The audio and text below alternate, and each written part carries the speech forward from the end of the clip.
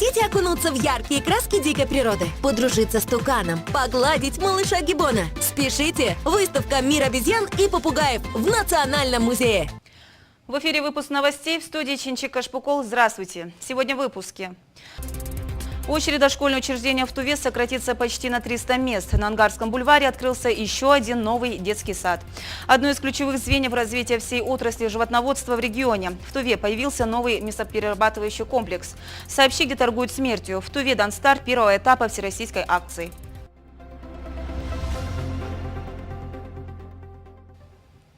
А теперь об этих и других событиях более подробно. Красивый, современный, а главное вместительный. На Ангарском бульваре в Кызыле открылся новый детский сад «Кейжик». Он аналог уже действующего по соседству дошкольного учреждения, которое открыло свои двери год назад.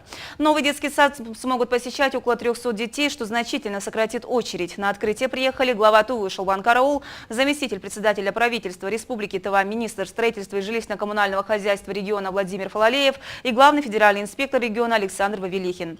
Подробности далее. В январе этого года мы сообщали об открытии детского сада на территории левобережных дачных обществ. И вот, еще одно долгожданное новоселье. В микрорайоне 6А в южной части Кызыла сегодня в торжественной обстановке открыли еще один новый детский сад.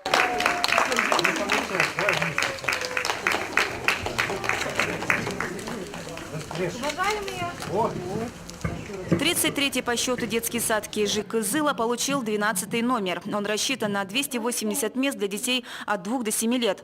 Заведующая провела по детскому саду экскурсию, показала современный пищеблок, административные, хозяйственные помещения и, конечно, группы, в которых будут развиваться дошколята.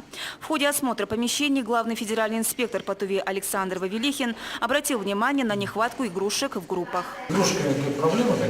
Ну, сейчас будем работать. Пополнять будем. Работа только начинается. Конечно, игрушек будет больше. Детей в новом саду ждут сразу несколько творческих студий, включая обучение чтению, вокалу, хореографии и рисованию. Как и в других садах, здесь предусмотрены услуги коррекционной направленности – педагога, психолога, логопеда и других. Примечательно, что тувинское название не только у детского сада, но и групп в нем. Вместо привычных, к примеру, «Солнышко», «Незнайка» и «Колокольчик» – «Идегел», «Хуглукбей» и «Хюнчугеш». Мы советовались со всеми тоже. И нам предложил один лама это такое название, чтобы садик был успешным, процветающим. Район для строительства детского сада выбран не случайно. Именно здесь наблюдается сегодня острый дефицит мест в дошкольных учреждениях. Глава Тувы Шолбан Караул поблагодарил строителей предприятия «Элитстрой», построивших столь необходимый республике объект. Мы с вами должны понимать, что вот эти вот здания, вот на этот садик, например, 173 миллиона рублей мы потратили. На тепло, электричество и так далее, там тоже немалые средства. Вот здесь садик, вот этот садик, это порядка почти 300-400 миллионов рублей. Педагогический состав нового дошкольного учреждения уже сформирован. Как нам пояснила заведующая детского сада Далана Сарыкдунгак, 60% из них составляют молодые кадры. Я закончила Тувинский государственный университет в 2012 году. Ну, по специальности я учитель биологии, тогда проходил квалификацию, и поэтому я хотела работать в детском саду. Стоит отметить, что в очереди в детские сады по городу Кызылу состоят около 8 тысяч детей. Всего с начала прошлого года в столице были открыты 4 детских сада. А это значит, что места в дошкольное учреждение сократились на 1000. В Туве заработал еще один мясоперерабатывающий комплекс. В Зунхемческом районе, являющемся одним из лидеров республики по поголовью скота, успешно прошел сертификацию на серийное производство продукции новый мясоперерабатывающий цех мощностью 300 тонн мяса в год. Он построен на условиях государственно-частного партнерства в конце прошлого года индивидуальным предпринимателем из города Чадан, который в рамках губернаторского проекта «Одно село, один продукт» получил грант главы республики в 15 миллионов рублей. Комплекс переработки включает в себя цеха убоя, производства производства колбас, пельменей, мясных консервов, обработки кишечного сырья, холодильные камеры емкостью до 20 тонн. Сегодня все технологические линии отлажены, сформирован штат работников из 15 человек. С ноября цех приступил к выпуску и реализации первой партии своей продукции. По словам главы региона Шалбана Караула, открытие перерабатывающего комплекса в Чадане примечательно не только тем, что сбывать свой скот теперь стало легче чабанам сразу 3 районов – Дзунхемческого, Авюрского и Судхольского, на которые приходится более трети всего поголовья скота в республике. Чаданский цех изначально задумывался правительством Тувы как одно из ключевых звеньев развития всей отрасли мясного животноводства в регионе. Печатать срок годности товаров большими буквами на упаковке, чтобы не вводить в заблуждение покупателей, особенно пожилого возраста, могут обязать производители. Письмо с предложением ввести такое требование уже направлено первому вице-премьеру Игорю Шувалову от имени представителей Верхней палаты парламента, передает РИА Новости. Информация должна занимать не меньше трети от упаковки, считают сенаторы. По их словам, покупателей сейчас не просто вводят в заблуждение, а подвергают опасности их жизни, особенно если у человека есть пищевая аллергия. Люди могут купить опасный для здоровья или просроченный товар, ведь часто информацию о составе продуктов размещают в малодоступных для чтения местах мелкими или нечетким шрифтом.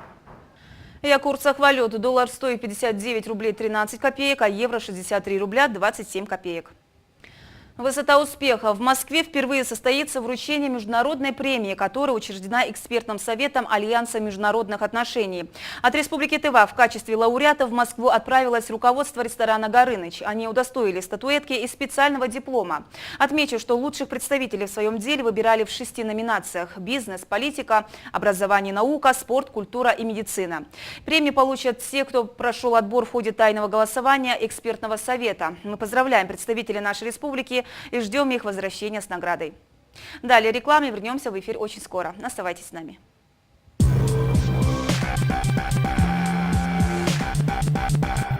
Бабушка знает, где что покупать. Помидоры на рынке, а мясо у Семеновны. Технику-то дешевле в интернете. Смотри. LED-телевизор Samsung диагональю 81 сантиметр всего за 14 990 рублей. РБТ.ру. Надо тебе чехол для планшета связать.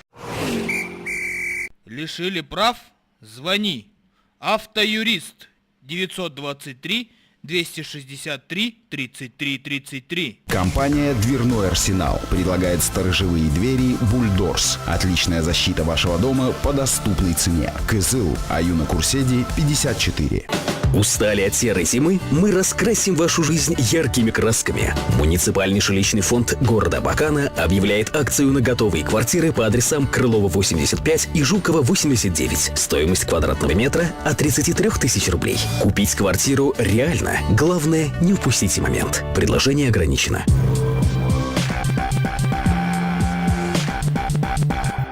Вы смотрите новости на канале «Новый век», и мы продолжаем.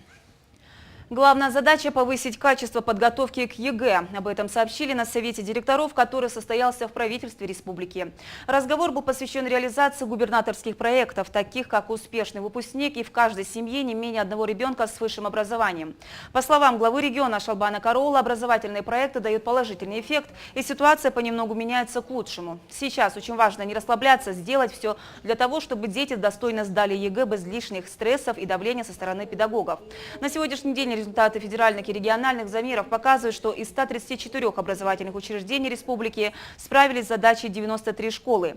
Лидерами рейтинга стали школы Тангды, Пихема, Чахоля, которые существенно улучшили показатели по выводу учеников из зоны риска, зоны несдачи ЕГЭ.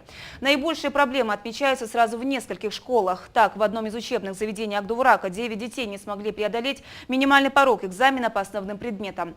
В Терехольском районе, по оценкам экспертов, педагоги не смогли обеспечить достаточный уровень знаний для 3 школьников. Местным органам власти, допустившим пробелы в реализации проекта, районным управлением образования, руководителям школ поручено в ближайшие сроки потянуть совместными усилиями подготовку отстающих детей к ЕГЭ. Сообщи, где торгуют смертью. В Туве стартовал первый этап всероссийской акции. Ее цель – привлечь жителей к борьбе с незаконным оборотом наркотиков и оказать помощь тем, кто уже попал в наркотический плен.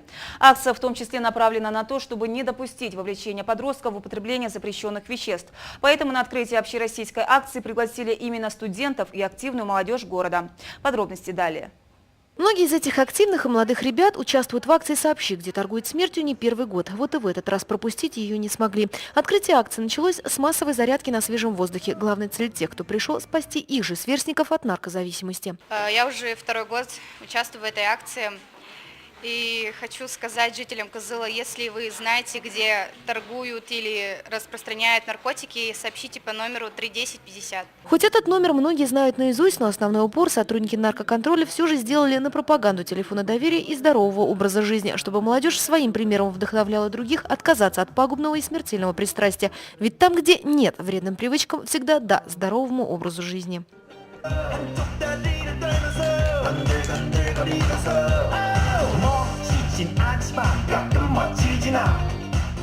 Сотрудники наркоконтроля говорят, что часто именно жители помогают раскрывать преступления, и во многом благодаря профилактике положительная динамика есть. Так, к примеру, за 2 первых месяца этого года наркополицейские изъяли 135 килограммов запрещенных веществ, в основном растительного происхождения.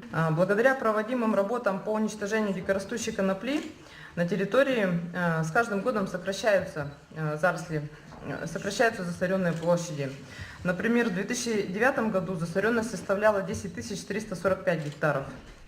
В 2010-м 10 200 гектаров, в 2011-м 7600 гектаров, в 2012-м 4600 гектаров, в 2013-м 3300 гектаров. И вот в прошлом году у нас установлена площадь засоренности 3192 гектара, засоренность коноплей. Чтобы эта цифра еще стремительнее близилась к нулю, наркополицейские просят жителей не оставаться в стороне и сообщить, где торгуют смертью. Телефоны доверия 3 10 50 и 9 35 97 работают круглосуточно. Анастасия Маслова, Сергей Успенский, телекомпания «Новый век». Далее наша постоянная рубрика «Новости короткой строкой».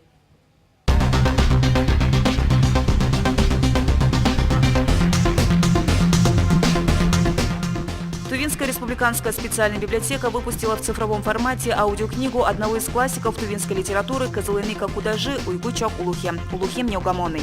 Аудиокниги представлены в 4 книгах и на 2 флеш-картах. Говорящие книги пользуются большим спросом у читателей. Они просты в обращении, их можно слушать практически везде. Миноборнауки России утвердила новый порядок поступления в аспирантуру. В ведомстве пояснили, что по новым правилам вуз или научная организация будут самостоятельно устанавливать количество и перечень вступительных испытаний, шкалу оценок и минимальное количество баллов, которые надо набрать, чтобы участвовать в конкурсе. С 13 марта компания АО «ТВ-Энерго» проводит проверку работы приборов учета у большей части населения Тувы. График обходов утвержден. Рейдовое мероприятие в первую очередь направлено на наведение порядка в базе данных потребителей, сравнение показаний, уточнение номера счетчиков и лицевых счетов, а также установление данных о собственниках жилья. В Туве намерены упорядочить междугородние пассажироперевозки в интересах жителей республики и легальных перевозчиков. Предполагается прикрепить всех лицензированных перевозчиков к автовокзалам, соблюдение ими расписания движения, правил перевозки лиц, имеющих социальную льготу, посадку и высадку пассажиров только на утвержденных в картах маршрута остановках, оборудование автобусов тахографами и приборами ГЛОНАСС. В России может появиться новая система поддержки семей с 2 и более детьми. В Госдуме предполагает заменить привычный мат-капитал ежемесячными пособиями и другими мерами помощи. Законопроект о замене материнского капитала депутаты обсудят 23 марта на круглом столе в Госдуме. По мнению авторов инициативы, вместо разовой выплаты предполагается выплачивать деньги только после достижения совершеннолетия. 3000 рублей за одного ребенка, 8000 за двоих и 15 тысяч за троих.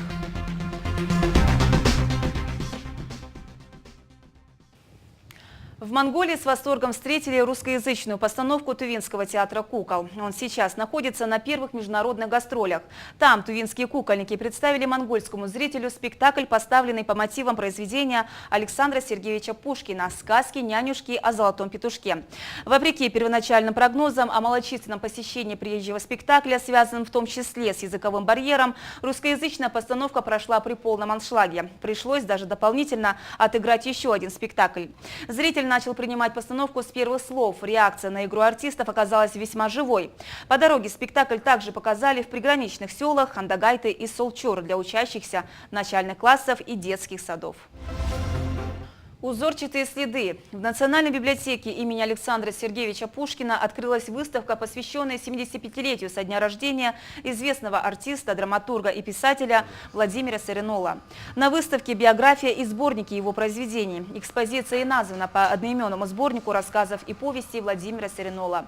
Литературная деятельность Владимира Сидиповича началась в 1958 году. Его перу принадлежат поэтические сборники «Стихи», «Монолог солнца», «Почерк любви» и «Узел». Он является автором первого в тувинской литературе венка сонетов «Любовь». На сцене тувинских театров были поставлены пьесы Саринола, такие как «Дороги, дороги», «Когда цветут таволги», «Суд матерей», «Пиршество», «Чувства» и другие. Кроме того, на выставке представлены уникальные материалы, рукописи известных композиторов Тувы, которые писали музыку на стихи не менее известного писателя Владимира Саринола. Сейчас расскажу, какую погоду синоптики прогнозируют на ближайшие сутки. Ночью столбик термометра будет колебаться между отметками минус 20, минус 16 градусов. Днем гораздо теплее, минус 4, минус 9. Ветер слабый 1 метр в секунду. Атмосферное давление 716 миллиметров ртутного столба в течение дня будет падать. Тип погоды второй благоприятный.